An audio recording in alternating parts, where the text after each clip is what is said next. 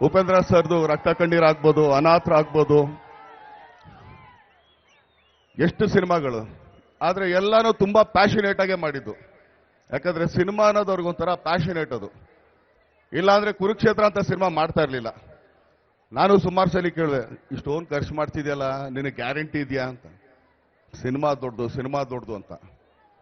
ಈಗ ಅವ್ರು ಹೇಳಿದ್ರು ರಾಜಕೀಯ ಅಂತ. ಒಬ್ಬ ಅಣ್ಣನಾಗಿ, ಆತನಿಗೊಬ್ಬ ತಮ್ಮನಾಗಿ, ಅವ್ರು ಯಾವಾಗ ಕರೆದ್ರು ಕೂಡ ನಾನು ಇಲ್ಲ ಅಂತ ಹೇಳಲ್ಲ. ಅವ್ರು ಯಾವತ್ತು ಆಮೇಲೆ ಎಲ್ಲ ಬರೀ ನೆಕ್ ಮೂಮೆಂಟ್ ಅಲ್ಲಿ ಹೇಳ್ತಾರೆ, ಅದು ಕೂಡ ಹೇಳ್ತೀನಿ ಕೇಳಿಸ್ಕೊಳ್ರಿ. ನಾನೆಲ್ಲೋ ಅಲ್ಲೆಲ್ಲೋ ಪಾಪ ಯಾರಿಗೋ ಕ್ಯಾಂಪೇನಿಂಗ್ ಮಾಡ್ತಾ ಇರ್ತೀವಿ, ನಾಳೆ ಬಂದ್ಬಿಡ್ಬೇಕು ನಾನು ಹೇಳ್ಬಿಟ್ಟಿನಿ ಟಕ್, ನಾವು ಕೇಳಿಸ್ಕೊ ಇನ್ಯಾರಿಗೋ ಕೊಟ್ಟಿವಿ ಪಾಪ, ಅವ್ರಿಗೇನೋ ಸಬ್ಬು ಬೇಳೆ ಓಡ್ ಬರ್ತೀನಿ ನಾನು. ಯಾಕಂದ್ರೆ ಆ ಥರದೊಂದು ಸ್ನೇಹ ಬಾಂಧ ನಮ್ದು.